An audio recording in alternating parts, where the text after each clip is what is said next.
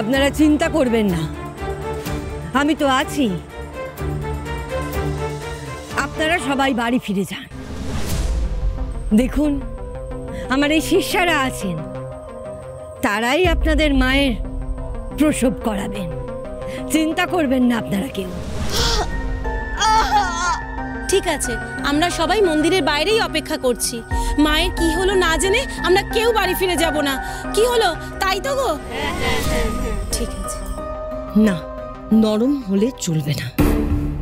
এবার যদি কেউ ঢুকে পড়ে তাহলে তো কিচ্ছু গোপন থাকবে না।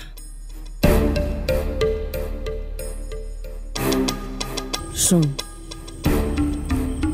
তোরা দুজনে এখানে পাহারায় থাকবি, কাউকে ঢুকতে দিবি না। তোরা আয় ভেতরে, আয় দুজনে।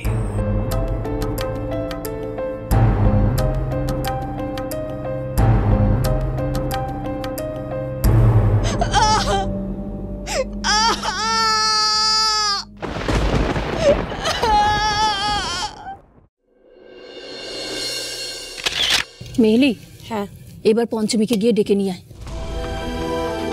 দেখ, আজকে দিদিভাই থাকলে পঞ্চমীর স্বাদে কত কিছু করতো। আমি কি এত কিছু করতে পারি বলতো? সত্যি কাকিমণি, ভাবতেই অবাক লাগছে যে আমার ছোট্ট ভাই কিঞ্জল বাবা হতে চলেছে। হ্যাঁ, সময় কিভাবে চলে যায় বলো। আমি দেখে আনি। আরে তো এসে গেছে, এসো। এসো, এই সবাই উলু দাও।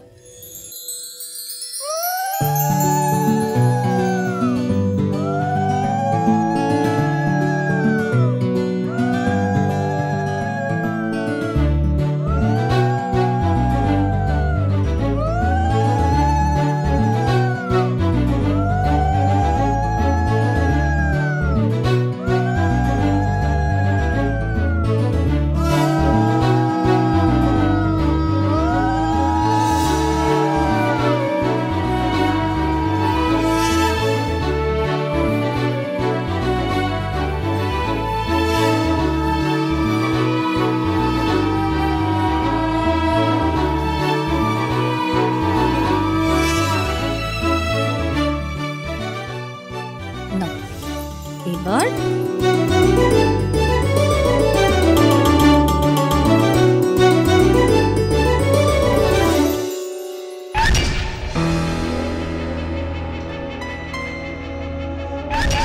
এ কটা দিন যেভাবে হোক গোপন রাখলাম, কিন্তু এবার যে আসছে সে তো অসুরের অংশ। কেমন হবে কে জানে।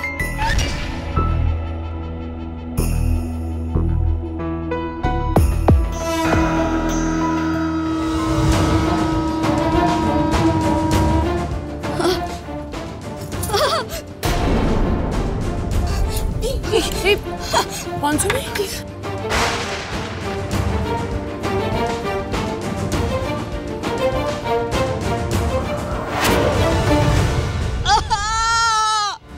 পঞ্চমী, পঞ্চমী, ওমা, মাগো পঞ্চমী, তোরা তোর সন্তানের কোনো ক্ষতি হবে না পঞ্চমী, কোনো ক্ষতি হবে না, কিচ্ছু হবে না তোদের। আমি বলছি তো, তোর কর্তা মা বলছে। আর একটু সহ্য কর মা, আর একটু সহ্য কর মা। যে কোনো সময় দেব শিশুর জন্ম হবে। তোরা গোল করে ঘিরে দাঁড়া।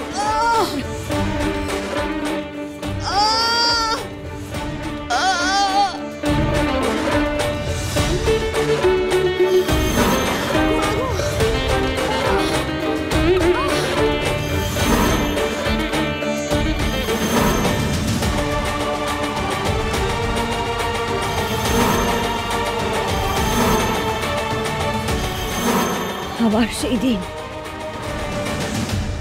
হে নাগেশ্বর, সেদিন আমি আমার রানীমা পঞ্চমীর জন্মদাত্রী মাকে সন্তান জন্ম দেওয়ার সময় রক্ষা করতে পারিনি।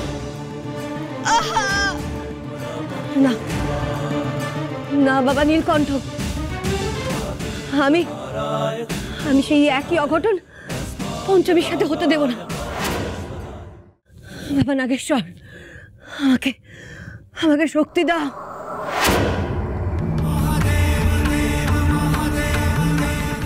আজ আমি নিজের দায়িত্ব নেব পঞ্চমীকে প্রসব করাবার।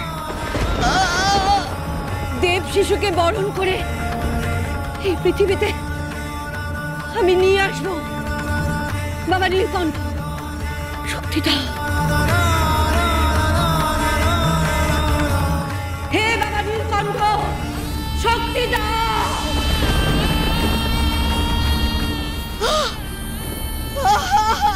হে বাবা নাগেশ্বর, শক্তি দাও।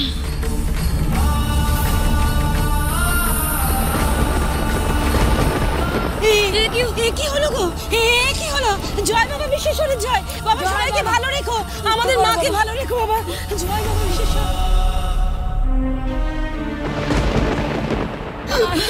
সময় হয়ে যাচ্ছে, আর দেরি করা যাবে না। কিঞ্জল রে, আগে গাড়ি বের কর, ওকে হসপিটালে নিয়ে যেতে হবে। আস্তে আস্তে, এক মিনিট।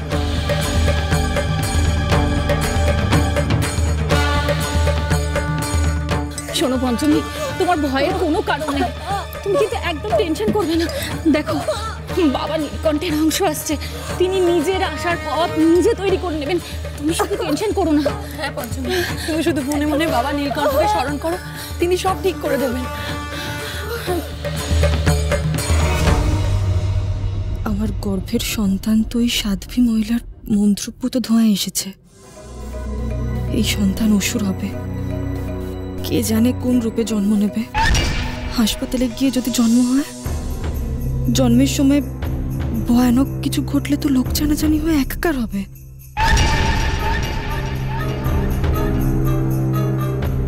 আর উনি তো বলেই ছিলেন এই সন্তান উনি নিয়ে নেবেন। তোর সন্তান যখন ভূমিষ্ঠ হবে তখন সেই আসুরিক সন্তানকে আমি এখান থেকে নিয়ে চলে যাব। কিঞ্জল জানতে চাইলে কি বলবো? আমার তো সব ক্ষমতা চলে যাবে, আমার মিথ্যে একে একে ধরা পড়ে যাবে। না না, আমাকে কিছু একটা করতে হবে। আস্তে আস্তে আরেকটু সহ্য করো। কাকিমণি, গাড়ি রেখে ওনাকে তোলো। এই ফুলরা, এই প্রদীপটা একটু সরিয়ে নাও। আস্তে আস্তে আস্তে আস্তে আস্তে আস্তে, বেলি সাবধানে নিও। আস্তে পঞ্চমী, এই তো।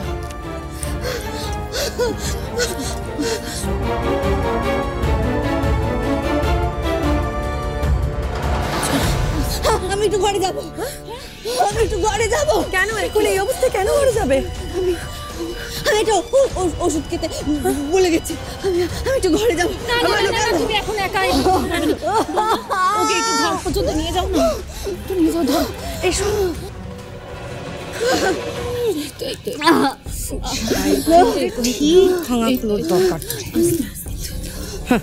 কাজের সময় সেই অদ্রিজা।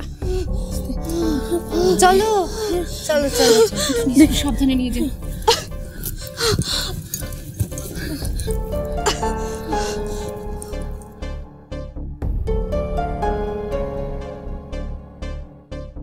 আমাকে এখান থেকে পালাতেই হবে।